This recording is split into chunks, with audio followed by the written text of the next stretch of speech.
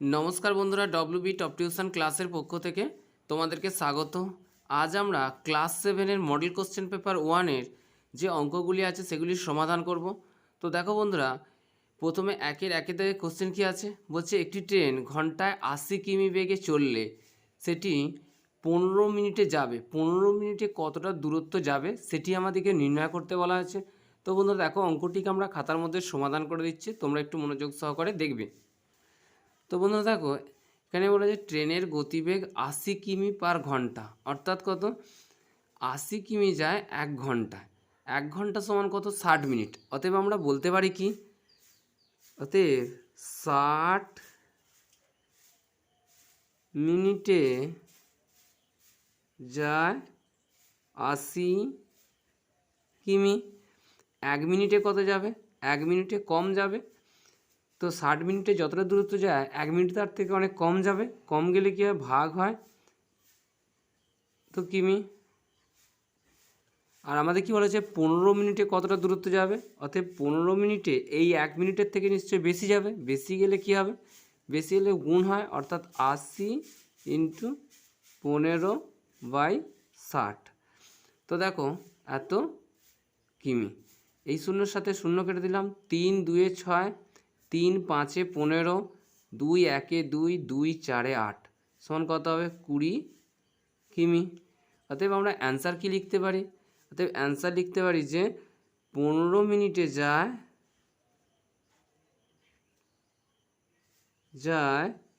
20 কিমি। এটি আমাদের অ্যান্সার।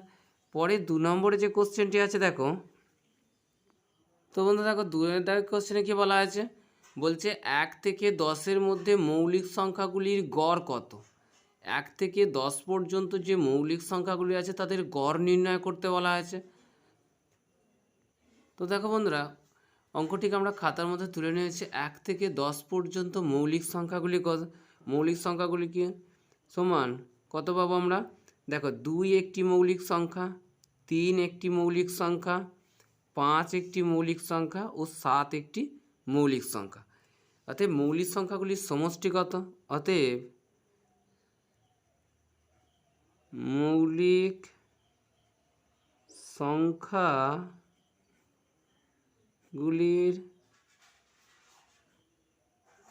সমষ্টি 2 + 3 + 5 + 7 সমান কত হবে, 5 হবে 10 আর সাথে কত হবে 17। দেখো মৌলিক সংখ্যা আমরা কত পেয়েছি, 1 2 3 4, মোট 4টি মৌলিক সংখ্যা পেয়েছি। তো এদের গড় কত হবে, অতএব মৌলিক সংখ্যাগুলির গড় 17/4, অর্থাৎ 17 দিয়ে যদি 17কে যদি আমরা 4 দিয়ে ভাগ করি তাহলে সংখ্যাগুলির গড় পাবো। তো দেখো 17কে আমরা যদি 4 দিয়ে ভাগ করি কত পাবো, 4 4 16 হয়, 1 পেলাম, অর্থাৎ 4 পূর্ণ 1 4, 4 পূর্ণ 1 4, এটি আমাদের অ্যান্সার। মৌলিক সংখ্যাগুলি গড় করতে পেলাম 4 পূর্ণ 1 4। পরে যে কোশ্চেনটি আছে দেখো, 3 নম্বরের কোশ্চেনে কি আছে, পরে যে কোশ্চেন দিয়েছে দেখো, বলা হয়েছে কি, a² + b² সাথে কোন বীজগণিতিক সংখ্যামালা যোগ করলে যোগফল একটি পূর্ণবর্গ সংখ্যামালা হবে। অর্থাৎ এই a² + b² সাথে কোন বীজগণিতিক সংখ্যামালা যোগ করলে আমরা একটি পূর্ণবর্গ সংখ্যা পাবো সেটি নির্ণয় করতে বলা হয়েছে। তো বন্ধুরা দেখো, অঙ্কটিকে আমরা খাতার মধ্যে সমাধান করে দিচ্ছি। তো বন্ধুরা দেখো, আমাদের কি দেওয়া রয়েছে, a² এখানে প্লাস b², আমরা কি জানি, a² + 2ab + b², এটা কিসের সূত্র, a + b এর হোল স্কোয়ারের সূত্র। তাহলে এটি বর্গ পেলাম, কোনো কিছুর মধ্যে যদি স্কোয়ার থাকে সেক্ষেত্রে কী হয়, সেটি বর্গ হয়। আবার আমরা কি পাবো, a² - 2ab + b², সেক্ষেত্রে আমরা কি পাবো, a - b এর হোল স্কোয়ার পাবো। তো দেখো এখানে আমরা কি আছে, অতএব এখানে কি বলা হয়েছে যে a² + b², অতএব আমরা বলতে পারি কি, +2ab + b² সমান আমরা কি পাবো, a + b এর হোল স্কোয়ার পাবো। আবার আবার এ স্কোয়ার প্লাস এখানে এই যে -2ab আছে, এখানে যদি -2ab দিই প্লাস বি স্কোয়ার করি, সেক্ষেত্রে আমরা কী পাবো দেখো, এ স্কোয়ার প্লাসে মাইনাসে -2ab প্লাস বি স্কোয়ার পাবো। তো সেক্ষেত্রে দেখো এ মাইনাস বি তার হোল স্কোয়ার, অর্থাৎ এই সূত্রটি আমরা পাবো এ মাইনাস বি তার হোল স্কোয়ার। দেখো তাহলে আমরা দুটি সংখ্যা যোগ, অতএব বলতে পারি কি, এখানে কি বলেছে যে বীজগণিতিক সংখ্যা, অতএব আমরা বলতে পারি +2ab ও -2ab যোগ করলে পূর্ণবর্গ সংখ্যা পাবো। তো আমাদের বইয়ে অ্যান্সারে কী দেওয়া আছে দেখো, তো দেখো আমাদের এখানে অপশানে দেওয়া রয়েছে যে 2ab আর -2ab, আর সি অপশানে দিয়েছে এ বি উভয়, অর্থাৎ এর অ্যান্সারটাও সঠিক, বি এর অ্যান্সারটা, আমাদের অপশান সিটা এখানে ঠিক হয়ে যাবে, অর্থাৎ এ বি উভয় +2abও হবে এবং -2abও হবে। পরে যে কোশ্চেনটি আছে দেখো, পরের কোশ্চেনে কি বলা হয়েছে, এর সূচক হিসাবে দেওয়া রয়েছে x - y = 1 হলে এক্স ও ওয়াই এর মধ্যে সম্পর্কটি হলো, এখানে এক্স ও ওয়াই এর মধ্যে সম্পর্কটি কী হবে সেটি আমাদেরকে নির্ণয় করতে বলা হয়েছে। তো বন্ধুরা দেখো অঙ্কটিকে আমরা খাতার মধ্যে সমাধান করে দিচ্ছি। তো বন্ধুরা দেখো অঙ্কটিকে আমরা খাতার মধ্যে তুলে নিয়েছি। আমাদের কী হচ্ছে, এক্সের সূচক হিসেবে দেওয়া হচ্ছে x - y ইকুয়াল কী দেওয়া আছে 1 দেওয়া রয়েছে, তাহলে এক্স ওয়াইয়ের মধ্যে সম্পর্ক কী হবে আমরা দেখো, অতএব আমরা বলতে পারি কি x - y = 1। আমরা কি জানি, যদি a 0 হয় তাহলে এর মান কি হয়, সমান 1 হয়, অর্থাৎ কারো সূচকে, যে কোনো সংখ্যার ওপর সূচকে যদি 0 থাকে তাহলে সেটা 1 হয়, বা এক্সের ওপরে যদি 0 হয় সেক্ষেত্রেও আমাদের 1 হবে। তাই আমরা এখানে বলতে পারি কি এ বা x - y = a0। তো দেখো এখানে কি আছে, আমরা যদি এই এ আর এই কেটে দিয়ে কী পাবো, x - y = 0 পাবো। তো সেক্ষেত্রে দেখো এখানে কি আছে, এখানে x - y আছে, বা x এখানে ইকুয়াল সাইনে এইদিকে যদি ওয়াইকে নিয়ে যায় তাহলে কী হবে, +y হয়ে যাবে। অথবা আমরা বলতে পারি কি x ও y এর মধ্যে সম্পর্ক হলো x = y, এটি আমাদের অ্যান্সার। পরে যে কোশ্চেনটি আছে দেখো, তো বন্ধু দেখো পরে কোশ্চেন আছে কি বলছে, সামান্তরিকের রৈখিক প্রতিসম অক্ষের সংখ্যা কত। দেখো এখানে এক্ষেত্রে যে অ্যান্সারটি হবে সেটি হচ্ছে সামান্তরিকের রৈখিক প্রতিসমের অক্ষের সংখ্যা হবে 0, অর্থাৎ এর অ্যান্সারটি আমাদের সঠিক হবে। তো 6-এর যে কোশ্চেনটি আছে দেখো, বলছে কোনো বহুভুজের বাহু সংখ্যা 6 হলে বহুভুজের কর্ণের সংখ্যা হবে ড্যাশ। দেখো এইরকমভাবে তো সমাধান করা যায় না যে আমরা অ্যান্সারটা দেখে নিলাম আর এর অ্যান্সারটা করে নিলাম, কি করে হচ্ছে সেটা বুঝতে হবে। তো অঙ্কটিকে দেখো আমরা খাতার মধ্যে সমাধান করে দিচ্ছি। শুধুমাত্র বহুভুজের বাহু সংখ্যা 6 কেন, অন্য সংখ্যাও যদি দেয় সেক্ষেত্রে তোমরা কিভাবে নির্ণয় করবে যে বাহুভুজের সংখ্যা থেকে কর্ণের সংখ্যা, সেটি আমি খাতার মধ্যে সমাধান করে দিচ্ছি, তোমরা দেখো। তো বন্ধুরা দেখো আমরা অঙ্কটিকে খাতার মধ্যে তুলে নিয়েছি। তো কোনো বহুভুজের বাহু সংখ্যা 6 হলে বহুভুজের কর্ণের সংখ্যা হবে। তো দেখো এর একটি সূত্র আছে কি, বাহু সংখ্যা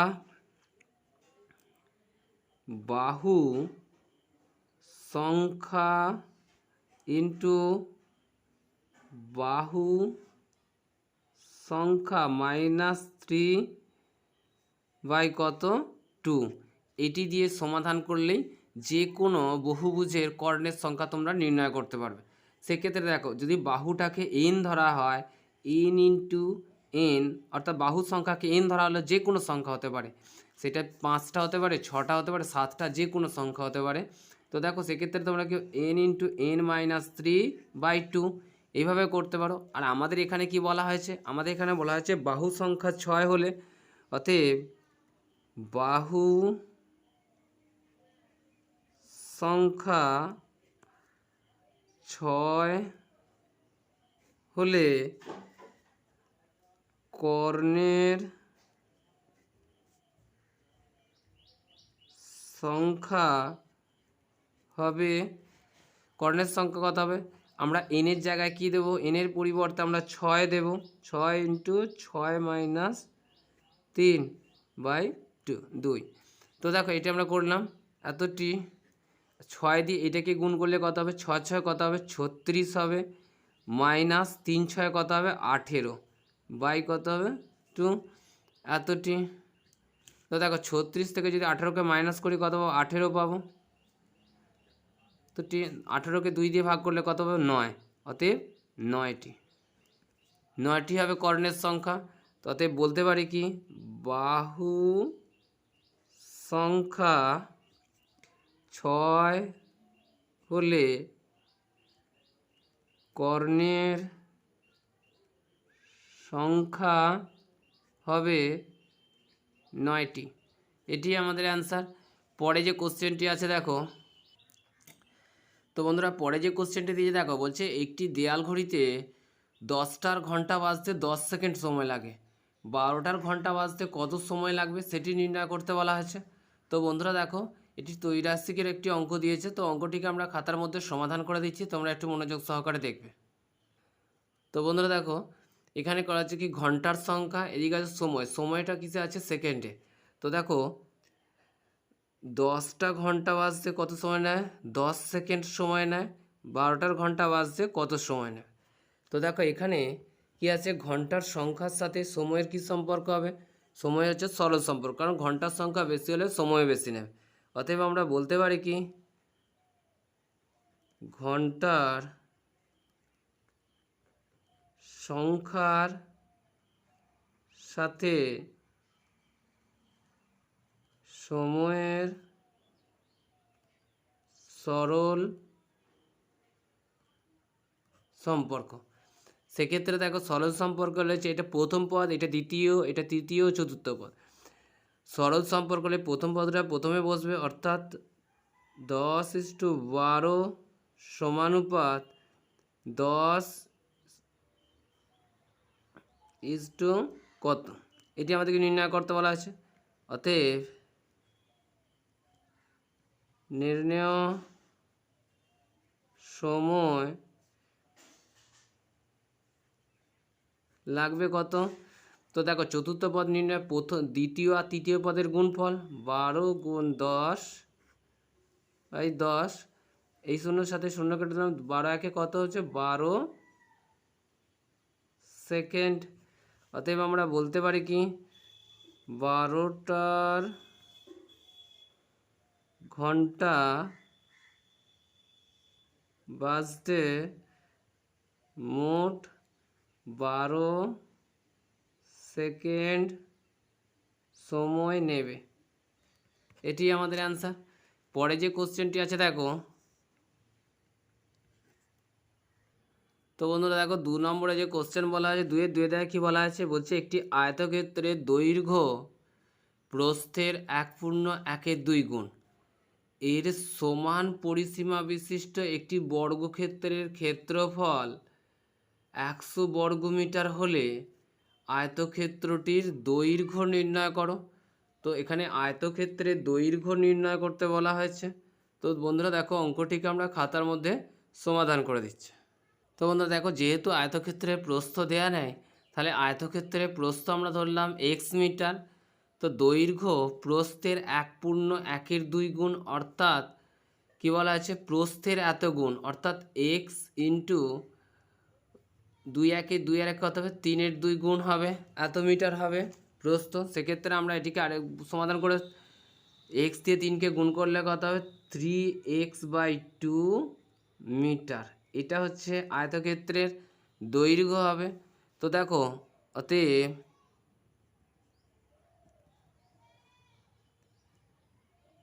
আয়তক্ষেত্রের পরিসীমা কত হবে, 2 ইন্টু দৈর্ঘ্য প্লাস প্রস্থ, এটি হচ্ছে আয়তক্ষেত্রের পরিসীমা। তো দেখো এখানে কী হচ্ছে, এদিকে আরেকটু সমাধান করলে আমরা কি পাবো, 2 গুণ দৈর্ঘ্য কত আছে 3x/2 আর প্রস্থ কত আছে x মিটার। তো দেখো এটিকে আরেকটু সমাধান করলে কি পাবো, 2 ইন্টু এখানে 2 আর 2 এর লসাগু কত হবে, 2 হবে। তো এখানে 3x প্লাস 2 দিয়ে এক্সকে গুণ করলে হচ্ছে 2x, আর এই দুইটার লসাগু 2 হয়ে যাবে। অতএব এত মিটার ইকুয়াল 2 ইন্টু 3 আর 2 কত হবে, মোট 5x হবে বাই 2 মিটার। এই 2 এর সাথে এই 2 কেটে গিয়ে কত হবে, 5x মিটার হবে। আয়তক্ষেত্রে কি বলা হয়েছে, এটি পরিসীমা। প্রশ্নে কি বলা আছে, আয়তক্ষেত্র ও বর্গক্ষেত্রে পরিসীমা সমান, কিন্তু সেক্ষেত্রে এখানে দেওয়া আছে কি বর্গক্ষেত্রে ক্ষেত্রফল দেওয়া আছে, তাহলে বর্গক্ষেত্রে প্রথমে বাহু দৈর্ঘ্য নির্ণয় করতে হবে। তে বর্গ ক্ষেত্রের ক্ষেত্রফল সমান কি আছে, বাহুর স্কয়ার। অতএব আমরা বলতে পারি কি বাহুর স্কয়ার ইকুয়াল কত হচ্ছে আমাদের 100 বর্গমিটার। তো দেখো বাহু সমান কত হবে, ইকুয়াল সাইনে এদিকে স্কয়ার উঠলে এদিকে সে রুট হয়, রুট 100। তো 100কে ভাঙলে আমরা কত পাবো, দেখো 10 গুণ 10 করলে আমরা 100 পাবো। সেক্ষেত্রে আমরা বলতে পারি কি root 10 into 10 by root over 10-এর স্কয়ার সমান কত, এই স্কয়ার উঠলেই রুট উঠবে, অর্থাৎ 10 মিটার হচ্ছে আয়তক্ষেত্রে কি বর্গক্ষেত্রের বাহু দৈর্ঘ্য পেলাম 10 মিটার। অতএব বর্গক্ষেত্রের পরিসীমা কত হবে, অতএব বর্গক্ষেত্রের পরিসীমা ইকুয়াল কত হবে, 4 ইন্টু বাহুর দৈর্ঘ্য, এটি হচ্ছে বর্গক্ষেত্রের পরিসীমা ইকুয়াল কত হবে 4 ইন্টু কত, বাহু দৈর্ঘ্য কত হচ্ছে 10 মিটার, 4 10 কত হবে 40 মিটার হবে বর্গক্ষেত্রের পরিসীমা। আমাদের কি বলা আছে, প্রশ্নানুসারে কি বলা আছে,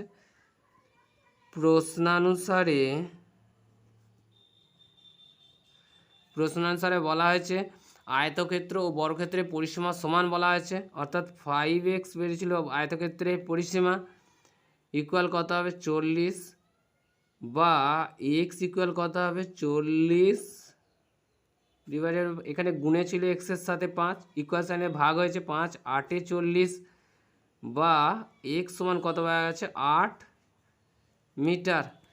অতএব আয়তক্ষেত্রের প্রস্থ x ইকুয়াল 8 মিটার, দৈর্ঘ্য x ইন্টু 3/2 ইকুয়াল কত হবে, x এর মান কত হচ্ছে 8 ইন্টু 3/2, 2 দিয়ে কাটলে 2 4 8 হয়, 3 4 কত হবে 12 মিটার। অতএব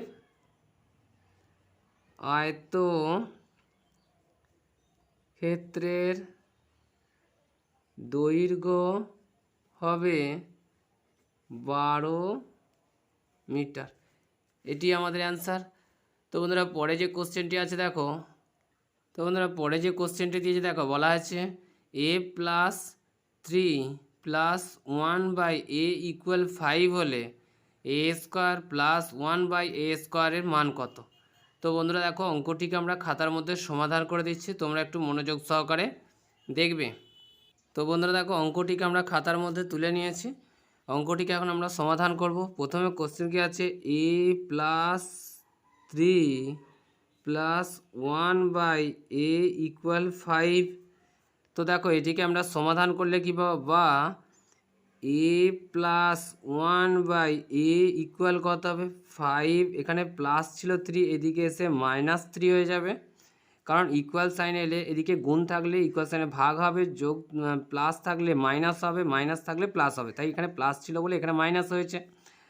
বা a প্লাস 1/a ইকুয়াল 5 থেকে 2 বাদ গেলে কত হবে, 3 বাদ গেলে 2 থাকবে, উভয় পক্ষের বর্গ করে পাই। তো দেখো বন্ধুরা, উভয় পক্ষ বলতে কি বোঝায়? এইটা হচ্ছে বাম পক্ষ আর এইটা হচ্ছে ডান পক্ষ। উভয় পক্ষের বর্গ বলতে কি, এ প্লাস 1/a হোল স্কোয়ার এটি বর্গ করলাম, আর এই 2 হোল স্কোয়ার করলাম, অর্থাৎ দুটির বর্গ করলাম। তো দেখো এ প্লাস বি এর হোল স্কোয়ারের সূত্র কি আছে? এর সূত্র আছে A square plus 2ab plus B square. আমরা এটাকে যদি এ ধরি আর এটাকে বি ধরি, এ বি এর হোল স্কোয়ার হচ্ছে কি এ স্কোয়ার প্লাস 2a বলতে এই এ, বি বলতে 1/a প্লাস 1/a এর কী হচ্ছে হোল স্কোয়ার দেবো, A square plus 2ab plus B square হলো। তো দেখো এখানে কি আছে, 2 স্কোয়ার বলতে কত 4। এটিকে যদি আরেকটু সমাধান করি আমরা কি পাবো? দেখো এখানে আছে এ স্কোয়ার প্লাস এই এর সাথে এ কেটে গিয়ে 2 একে কত হবে 2 প্লাস 1 হোল স্কোয়ারটা 1ও পাবে, 1 একে কত হয় একই হয়, আর এখানে এ স্কোয়ার পাবে, এও পাবে স্কোয়ারটি এবং এই একও পাবে স্কোয়ার এবং এও পাবে স্কোয়ার, ওই জন্য এ স্কোয়ার হচ্ছে। আর 1 স্কোয়ার বলতে কী বোঝায়? 1 স্কোয়ারের অর্থ হচ্ছে কি 1 গুণ 1 সমান একই হয়, সেই জন্য আমরা এখানে 1 বসিয়েছি, এখানে 4 যেমন ছিল আমরা বসিয়ে দিলাম। পরে দেখো বা এ স্কোয়ার প্লাস 1/a এর হোল স্কোয়ার, এখানে 4 যার যেমন ছিল থাকবে, এখানে +2 ছিল ইকুয়াল সাইন -2 হবে, বা এ স্কোয়ার প্লাস 1/a স্কোয়ার সমান 4 থেকে যদি আমরা 2কে বাদ দিই কত হবে 2। অতএব এর মান কত পেলাম? 2 পেলাম। এটি আমাদের অ্যান্সার। অতএব বলতে পারি এ স্কোয়ার প্লাস 1/a এর হোল স্কোয়ার এর মান হবে 2। এটি আমাদের অ্যান্সার। পরে যে কোশ্চেনটি আছে দেখো, তো বন্ধুরা দেখো পরে যে কোশ্চেনটি দিয়েছে, পরের কোশ্চেনে কি বলা হয়েছে, X square plus 2xy minus Z square minus 2yzকে দুটি রাশির বর্গের অন্তররূপে প্রকাশ করো। তো বন্ধুরা দেখো অঙ্কটিকে আমরা খাতার মধ্যে সমাধান করে দিচ্ছি। তো বন্ধুরা দেখো অঙ্কটিকে আমরা খাতার মধ্যে তুলে নিয়েছি, এখন এটিকে আমরা সমাধান করলে কি পাবো দেখো। অতএব অঙ্কে কী ছিল আমাদের, X square plus 2xy minus Z square minus 2yz। তো আমরা কি জানি দেখো, আমরা জানি হচ্ছে A square minus 2ab plus B square সমান কী হয়, এ মাইনাস বি এর হোল স্কোয়ার হয়। তো দেখো এটিকে যদি আমরা এই আকারে সাজাই কি পাবো দেখো, এখানে সমান এক্স স্কোয়ার হলো প্লাস 2xy হলো। তো দেখো এখানে কি আছে, A B A square plus 2a বলতে আমরা এক্সকে পাচ্ছি, বি বলতে ওয়াই। তো দেখো এখানে প্লাস ওয়াই স্কোয়ার, কিন্তু ওয়াই স্কোয়ার তো এখানে ছিল না, তাহলে কি হবে, এখানে একটি মাইনাস করে দাও, মাইনাস ওয়াই স্কোয়ার করে দিলাম। তো দেখো প্লাস ওয়াই স্কোয়ার আর মাইনাস ওয়াই স্কোয়ারকে কেটে গিয়ে কী হয়, 0ই হয়, সেক্ষেত্রে আমাদের মানটি বজায় রইল। আর minus Z square minus 2yz এটি আমরা লিখলাম। তো দেখো এইখান থেকে এই অংশটা একটা সূত্রে পড়েছে, তাছাড়া এই সূত্রটা ছাড়াও আরও একটি সূত্র হয় কি, A square plus 2ab plus B square সমান এ প্লাস বি এর হোল স্কোয়ার হয়। তো দেখো এক্সকে যদি আমরা এ ধরি আর ওয়াইকে যদি বি ধরি, তাহলে A square plus 2ab plus B square, অর্থাৎ এটা কী হবে, এক্স প্লাস ওয়াই এর হোল স্কোয়ার হবে। আর এই মাইনাসটাকে যদি আমরা কমন নিই, মাইনাসে মাইনাসে প্লাস ওয়াই স্কোয়ার, মাইনাসে মাইনাসে প্লাস 2yz, মাইনাসে মাইনাসে প্লাস জেড স্কোয়ার পাবো, এটি পাবো। তো দেখো এটিকে আরেকটু সমাধান করলে কি পাবো, এক্স প্লাস ওয়াই এর হোল স্কোয়ার মাইনাস এখানে A square plus 2ab plus B square, ওয়াইকে আমরা এ ধরছি আর জেডকে বি ধরছি, A square plus 2ab plus B square, অর্থাৎ কি ওয়াই প্লাস জেডের হোল স্কোয়ার। তো দেখো আমরা পুরো রাশিটিকে কী পেলাম, দুটি রাশির বর্গের অন্তর এই একটি বর্গ এবং এই একটি বর্গ, দুটি বর্গের অন্তররূপে প্রকাশ করলাম। অতএব দুটি রাশির বর্গের অন্তর রূপে প্রকাশ করে পাই এক্স প্লাস ওয়াই এর whole square minus Y plus Z এর হোল স্কোয়ার। এটি আমাদের অ্যান্সার। পরে যে কোশ্চেনটি আছে দেখো বন্ধুরা, দেখো পরে যে কোশ্চেনটি আছে এখানে বলা হয়েছে কি একান্তর কোণ ও অনুরূপ কাকে বলে, চিত্রসহ বুঝিয়ে লেখো। তো বন্ধুরা দেখো, প্রথমে আমরা একান্তর কোণ ও অনুরূপ কোণের সংজ্ঞা দেব, তারপর চিত্রসহ বুঝিয়ে দেবো। তো বন্ধুরা দেখো, এখানে আমরা অ্যান্সারগুলো লিখে নিয়েছি। দুটি সমান্তরাল সরলরেখাকে অপর একটি সরলরেখা ছেদ করলে সমান্তরাল সরলরেখাদ্বয়ের ছেদবিন্দুতে ছেদকের বিপরীত পাশে সমান্তরাল রেখাদ্বয়ের ভিতরের দিকে যে কোণ উৎপন্ন হয় তাকে তাদের একান্তর কোণ বলে। পরে যেটি আছে, দুটি সমান্তরাল সরলরেখাকে অপর একটি সরলরেখা ছেদ করলে ছেদকের একই পাশের যে অন্তঃকোণ ও বহিঃকোণ উৎপন্ন হয় তাদেরকে অনুরূপ কোণ বলে। তো বন্ধুরা দেখো, আমরা একটি চিত্রের সাহায্যে এই বিষয়টিকে আরেকটু ভালো করে বুঝিয়ে দেওয়ার চেষ্টা করছি। তো দেখো বন্ধুরা, আমরা দুটি সরলরেখা এঁকেছি, পি কিউ একটি সমান্তরাল সরলরেখা এবং আর এস একটি সরলরেখা। তো দেখো এখানে এইটি হচ্ছে ছেদক বা ভেদক, সরলরেখা দুটিকে ছেদ করেছে। সরলরেখা দুটিকে ছেদ করার ফলে এখানে চারটি কোণ উৎপন্ন হয়েছে, 1 2 3 4, আর এখানেও চারটি কোণ উৎপন্ন হয়েছে 1 2 3 4। সেক্ষেত্রে আমাদের প্রথমে কি বলা হয়েছে, বলছে দুটি সমান্তরাল সরলরেখাকে অপর একটি সরলরেখা ছেদ করলে সমান্তরাল রেখাদ্বয়ের ছেদ বিন্দুতে ছেদকের বিপরীত পাশে, ছেদকের বিপরীত পাশে বলতে কি বলছে দেখো, বিপরীত পাশে সমান্তরাল রেখাদ্বয়ের ভিতরের দিকে, অর্থাৎ কি ছেদকের বিপরীত, এটা ছেদকের বিপরীত পাশে এই একটি কোণ এবং এই একটি কোণ, এই 1 আর 2, 2 আর 4, অর্থাৎ 2 ও 4, আবার এখানে কি আছে 1 ও 3, 1 ও 3 হলো একান্তর কোণ।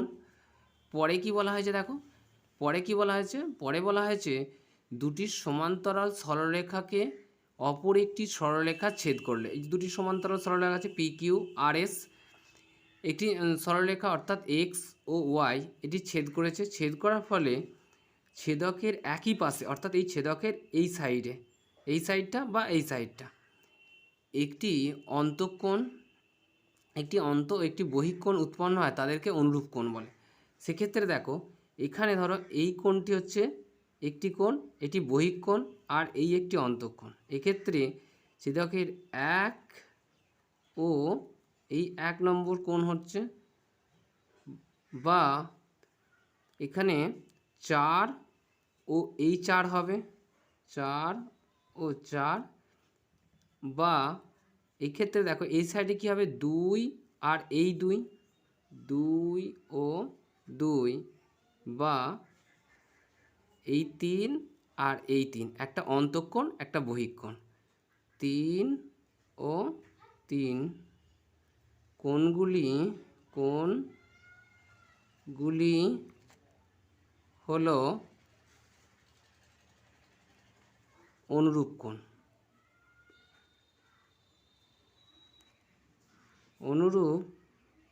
কোণ।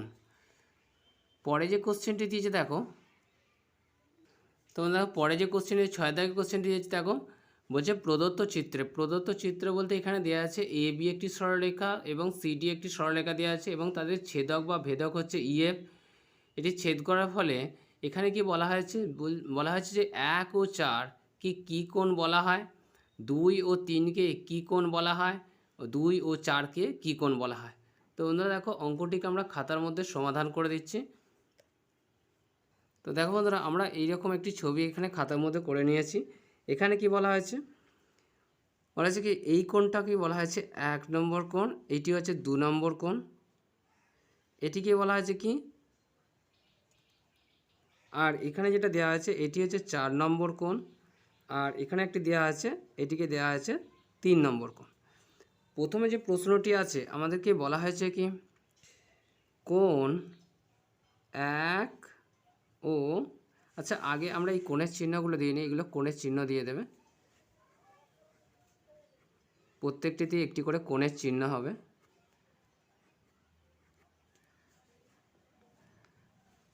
তো দেখো এখানে কি বলা আছে 1 ও কোণ 4 কে বলা হয়, কি বলা হবে, দেখো 1 আর 4 এটিগুলো কি কোণ হবে, একই সাইডে আছে, অতএব এইগুলো হবে একটি অন্তঃকোণ। দেখো একটি অন্তঃকোণ আছে আর একটি বহিঃকোণ আছে, তাহলে এগুলোকে আমরা বলতে পারি অনুরূপ কোণ।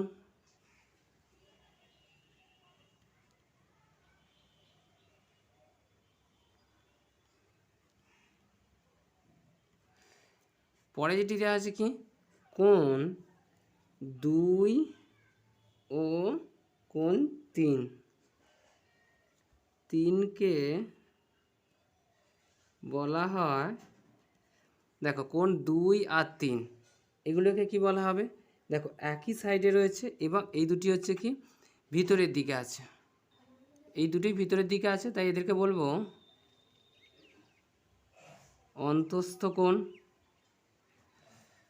পরে যেটি আছে কি, পরে আছে কোণ 2 ও কোণ 4 কে বলা হয়, তো দেখো কোণ 2 আর 4, এই 2 আর 4, তো দেখো এই ছেদকের বিপরীত দিকে আছে, একটি এই সাইডে আছে এবং এই সাইডে আছে, তো বিপরীত সাইডে এদেরকে বলা হবে কি একান্তর কোণ।